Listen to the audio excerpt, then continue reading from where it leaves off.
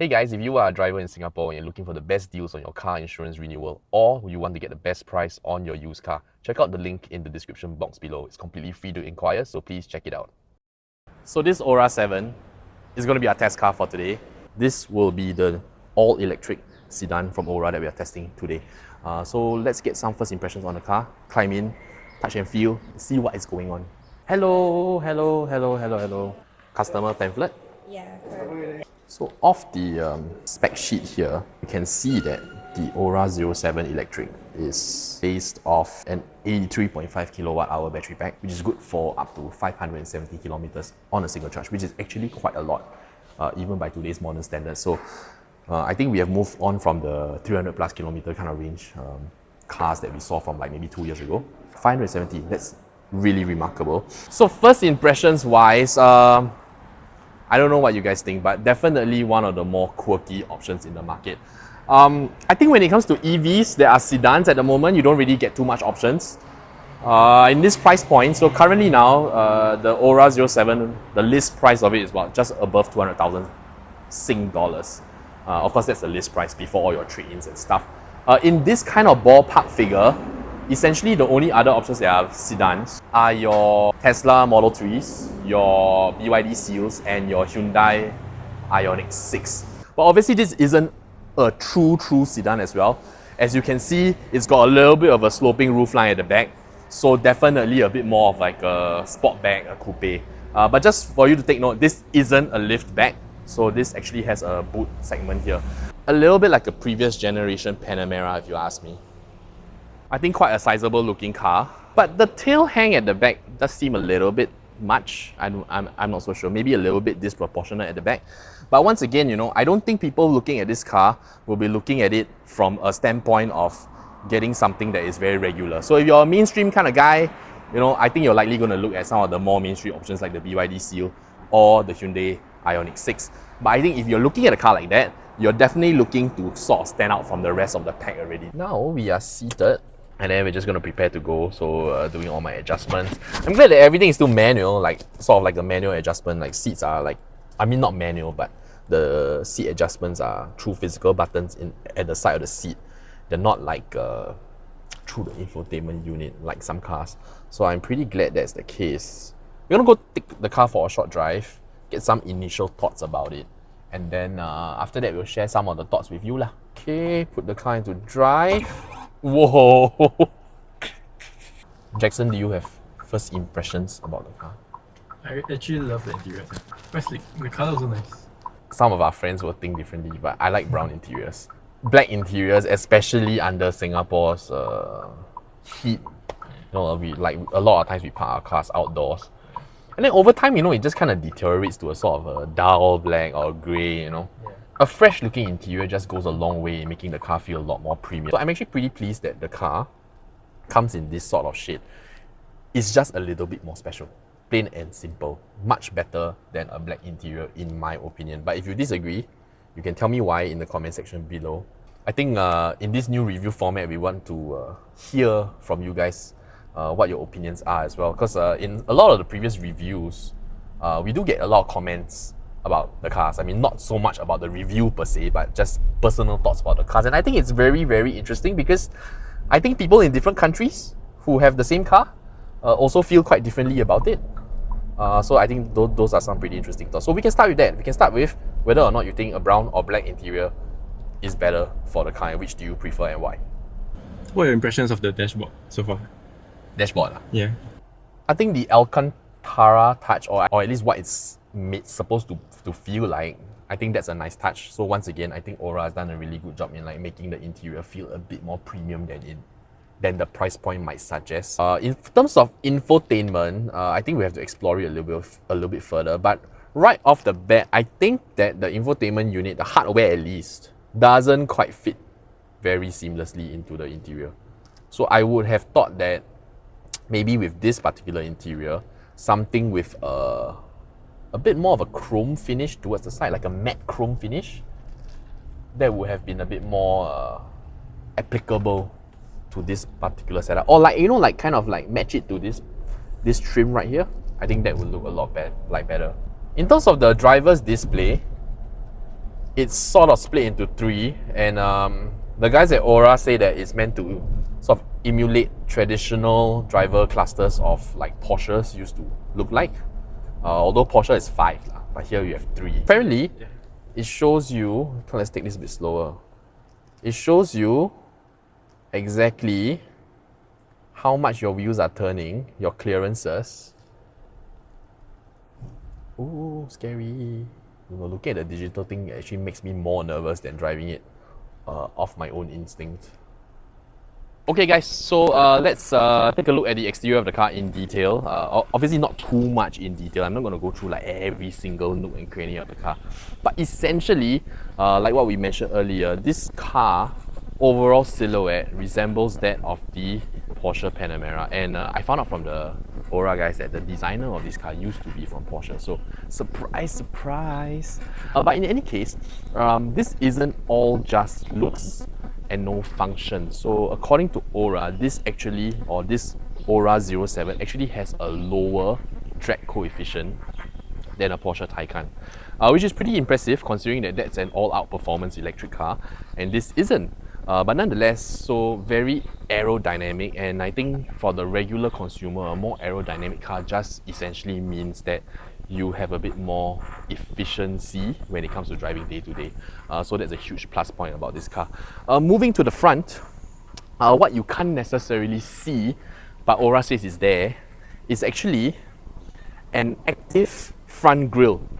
So at the lower portion of the car here, there's actually a active grille that will open and shut depending on the speed of the car and depending on what sort of cooling the batteries and the car requires. But quite unlike a petrol-powered car, usually petrol-powered cars, the active grille will open when you're at higher speeds to let more air in and cool the engine. But in this particular case, it actually shuts at higher speeds and opens at lower speeds. And obviously that's all aimed at creating a more efficient car for day-to-day use. These headlight designs, obviously very unique, and this very divey sort of crouchy front is also quite a unique design feature. And these come in a very standard 235/50 18-inch configuration. If I'm not wrong, this is a rather strange size if I'm not mistaken. Usually they're like 225s or 245s, but I could be mistaken here. In any case, 18-inch wheels, so you still get quite a good balance of comfort and performance. So you still, you know, with 18-inch tires, I think that's really the sweet spot with cars these days. You do see a lot of EVs come with like 20, 21-inch wheels, but I think that just presents a very costly maintenance proposition. So I think 18-inch wheels is probably the sweet spot here. Over the side, charging port is actually here at the front. I'm not so sure what you think about this because I think there are still a lot of people who are more used to charging ports at the back, especially in a Singaporean setup, because when you park in a charging bay, I think the default for most Singaporeans is that they'll still reverse park in. So with this car, you'll have to nose park in, which is also all well and good lah, because there are a lot of little cameras that will show you later on that exist in this car, all as part of this thing called ORA Pilot 3.0. So it's like a driver assistance system. These sort of quirky door handles, not the biggest fan, but nonetheless not a deal breaker. And then towards the rear of the car, a little bit of a stretched out design here. Jackson says that the lights look like Bentley lights, and actually I can kind of see what he means by it. It does resemble the Bentley lights a little bit. Now there's also a hidden design feature here, and there is this little portion around the back here. So this is an active spoiler. So when you go inside the car and then you press a button, this thing actually opens up like a spoiler. I'm guessing that helps you to create more like downforce when you are driving at higher speeds. But not entirely sure why you need that on a car like the ORA 7. But nonetheless, this one is, as Glenn would say, it's not for shy one. So it's for coolness, a cool factor. You can deploy it now. Is it deploying? Yeah. It's definitely a very good place to eat your McDonald's. Or any other sort. Take your char kway teow. Okay, aside from that, let's take a look at the boot. There we go. So okay, not the largest boot in its class, but definitely more than enough to keep everyday shopping, some basic stuff, do your grocery shopping. And actually what I really like about this is that the overall boot height is actually not very low. So you don't have to kind of like reach all the way in. It's actually pretty much at your waist height, which is pretty decent. And also the loading lip over here, there's a bit of a scuff board here so that you can drag stuff out. And it's actually made at an angle. So I think that's quite practical because then you don't have to drag it over a 90-degree lip, but rather you can just sort of put it on and pull it out. So I think all that's very cool. Okay, enough about the exterior of the car. Let's jump inside and then let's take a look at the interior of the car as well. Let's go. Right, now we are inside the car. First thing we got to do, as with all cars, is to connect our phones to Apple CarPlay to see how that works. So I'm just going to turn on my Bluetooth here, and then we're going to go into settings, available devices. So I haven't tried this at all. Okay, so Fuzi is up. Let's click that. So everything is just intuitive. It's based on my first impressions and first interaction. Start Apple CarPlay, connect to CarPlay, yes. And we're in. So that took like what, maybe 25 seconds or so. That's pretty good. So yeah, so definitely passed the test there, the Apple CarPlay connectivity test. Going on to other parts about the interior, key features in the car. Obviously this triple digital driver's display, which is digital, it's not analog. And it's got this very nice purple hue coming out as the background color. And generally speaking, I'll say the features are pretty sharp. And it gives you just enough information that you need. Very straightforward, and I think that's quite well done. In terms of the overall feel of the interior, I think generally very upmarket. Why do I say that? First and foremost, because it's got a unique styling. Plenty of cars in this price point just have sort of generic styling all around the interior, but in the ORA 07, you can see that there's been a lot of effort put into styling the interior, which is how you get this very interestingly shaped center console.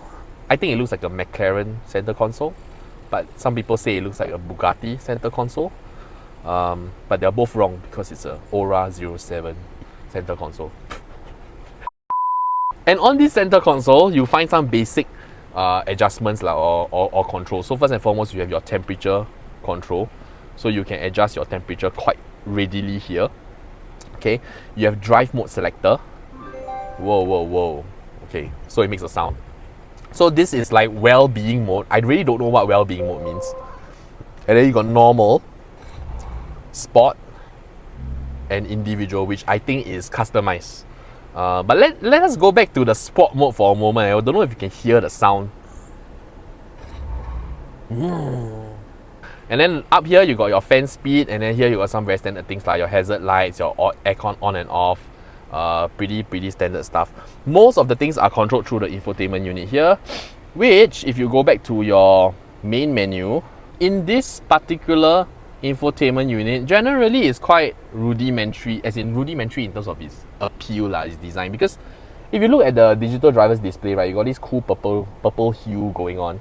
But then in the infotainment unit, you just got a regular black background. So a little bit, I feel like this doesn't really match up. I would have preferred to see a little bit more happening on this infotainment unit, just to sort of encapsulate the character of the car. But in any case, functionality wise, everything is pretty intuitive. Nothing is too out of place. So here you got your main menu, but you can actually go straight into your drive, climate, and settings menus. So then from there, you can explore all the things. One cool thing that I want to talk about is obviously the air conditioning menu, because this car doesn't have any sort of physical aircon adjustment buttons, so you do have to adjust them digitally. You can actually choose from different settings on how the air flows outwards. So like you've got sweep up and down, sweep left and right. There's this thing called free air, which I think means that you adjust your own. So you can see here, just take your finger and you drag it. It's actually quite accurate, you know? It's quite intuitive. I'll say like a bit more intuitive than other digitally controlled air conditioning systems that I've played with in the past. I think you get the general idea. And one thing that's very useful in this particular car is the fact that there are supposed to be ventilated seats as well. But do you feel the ventilated seats? Yeah. Oh, you do? It's on my ass. I don't really feel it. Okay, maybe it's just me, but I'm not really feeling the ventilated seats. But Jackson says it's there. And obviously these ventilated seats are coming through these very nicely designed sports seats. I think these are pretty cool. Around the rest of the interior, I quite like this steering wheel. I think it's quite nicely styled. It's sporty. Three spoke. I don't know why there's a Grand Prix flag here. I think that's a bit extra. Didn't need to have this. And then overall, I think it looks like quite a nice package. Let's jump into the back seat. I think it's quite interesting because of the sloping roofline. I will be very keen to know whether or not somebody of my height, of Jackson's height, is going to suffer in the back seat or not. This driver's seat is actually in my regular driving position, and I am 175 meters tall. And this is the amount of legroom that I have at the rear. So actually pretty generous. And headroom is... Actually, I can't see. Is my headroom good? No, it's not. Not great. No. So it does feel like my head is pretty close to the glass. And in Singapore's weather, this panoramic roof does heat up quite a little bit. So if I'm being completely honest, you do feel a little bit of heat coming through the top lah. And it would be a little bit more comfortable if the top wasn't a panoramic roof to begin with, or if my head wasn't so near the top. But I guess in some way, function always has to compromise a little bit where style or form is involved. So I guess this is a classic case. We like ORA wanted the sloping roof line, so something had to give. But overall, I would say that if I'm still able to fit in this seat, then I think most ladies or children should be able to fit in the back of this car quite comfortably. Added bonus is that there are, of course, air conditioning vents at the back here, taken from a Mercedes-Benz. That's not a fact, I'm just joking, okay? It just looks like the Mercedes-Benz was once. And of course, there's a flat floor. I mean, it's flat-ish lah. There is sort of a hump here, but generally speaking, for all intents and purposes, I would say this is a flat floor. And that's obviously very good for legroom, because if you're seated alone, you can almost sort of like just put a leg out here, which makes things quite comfortable, of course. And if you do have a little bit more space to slouch when you sit, then obviously your headroom also improves. So generally speaking, I think this is quite a family-ready car. You can use this car to transport your family, but I would probably advise against using this car to carry like 3 in the back, because it's not the broadest car in the market. And obviously the middle seat is a little bit lifted off, and then of course you've got this rooftop as well. So whoever's sitting in the middle probably has to be quite short or quite small. But overall, I think it's still quite a nice place to be. And I quite like that the styling from the front and the quality that you touch in the front has sort of carried over to the back as well. So in a way, your rear passengers get to enjoy the car as much as your front passengers. But with that said, let's go back into the driver's seat, jump back into the driver's seat, and then let's take the car for a drive.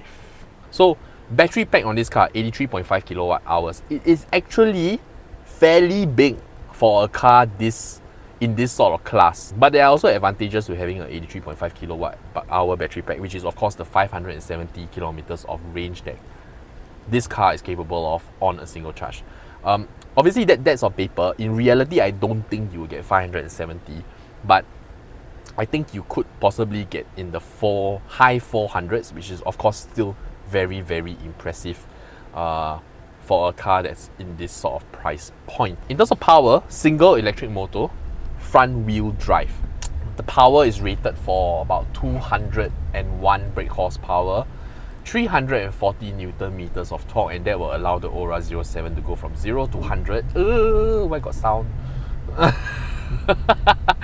To 0 to 100 in 7.9 seconds, which is actually pretty decent. The truth is that, with electric EVs, there is actually a lot going for it, because even with I wouldn't say entry level, but a standard spec EV like the ORA 7, if you compare this to another petrol powered car that you could buy at the same price point, you probably do get a lot more torque and a lot more horsepower with a car like that.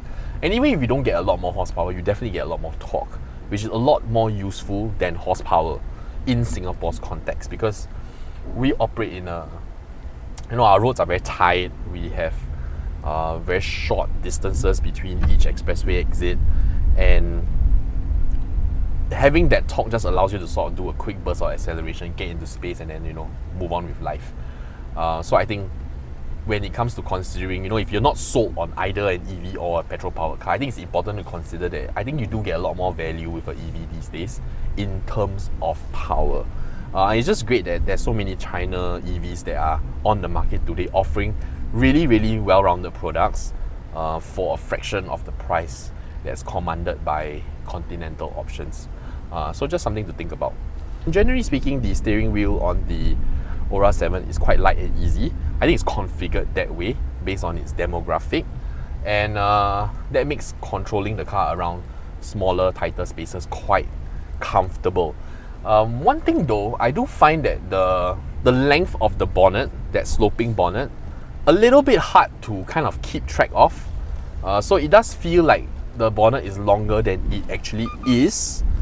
But the good thing is that ORA have very kindly integrated the camera. So as you turn right, there's actually a camera that shows you your side view, which is like your tires, and then it kind of shows you like what your clearance is as well. So that I think is pretty useful, especially if you're the type of driver who's not very confident with driving up and down multi-story car parks or tight spaces. I think this will be a great help for you. Ride comfort. So from what we have experienced, ride comfort is actually pretty decent. So I wouldn't say it's like great or bad in any way. It's just very, very acceptable. And obviously this isn't the kind of car that you're going to push extremely hard as well. But I must say that with the amount of power, or rather the amount of torque that the ORA 707 has, it would have been useful if the car was actually rear-wheel drive, because when we were doing a fairly quick U-turn earlier on, as the wheel springs back or recovers, it does mess with your acceleration a little bit, and it does mess with your control a little bit. So the car does feel like it's throwing one side as it's trying to recover, and that's purely because of the front-wheel drive configuration. But if you're not going to drive the car so aggressively, which I don't suspect most of the drivers of the ORA 07 will, then I think you don't really have a problem. If you're just using this car as a day-to-day runabout, definitely no problems with the ride quality whatsoever. Power-wise, now, we have been driving the car in in eco mode. You still get a very reassured amount of acceleration, and I wouldn't say that the car is sluggish in any way. In fact, I think it feels quite progressive, the acceleration, in a sense where you don't get sudden jolts of power. Everything feels quite linear. If you were to compare this to a petrol-powered setup, what I would say is that this car feels like a naturally aspirated car versus a turbocharged car. I think that's the most concise way to kind of explain whatever I'm feeling here. So interestingly, I don't feel like you're getting a lot more power in normal mode as opposed to eco mode, but the steering definitely feels heavier. There's a distinct weight increase when it comes to normal mode. In fact, let me go to sport mode and see what happens here. So I think we're going to do that U-turn again that we did at the start, and you can, I think we will probably experience a little bit of that front wheel drive recovery that we were talking about earlier on as well. Okay, we got an opening. Oh,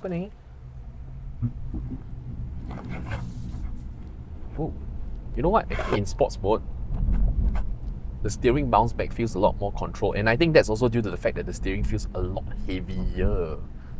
So I'm a fan of this steering weight, just because I drive an old car my own car is pretty old. Overall thoughts: design wise, a fairly quirky car, the ORA 07, and I think it's definitely going to appeal to a certain demographic of users and consumers, because in this price point, fully electric sedans, you don't really get that many options. So like I mentioned, you got Tesla Model 3, you got BYD Seal, and you've got Hyundai Ioniq 6.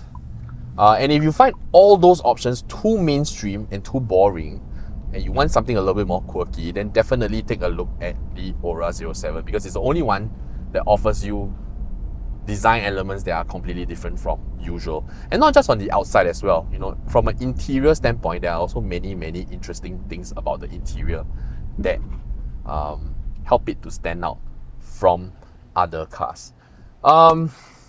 If you have any questions about the car that I have not talked about, please put your questions in the comments section below. And if you haven't already subscribed to the channel, please consider subscribing. We've got reviews coming out every single week, so it'll be a wonderful thing if you could join us for all those new reviews. If you have enjoyed this review in any shape or form, please consider giving this video a like, share it with your friends. And if not, as usual, please take care of yourself, stay safe, and we will see you next time. Bye bye.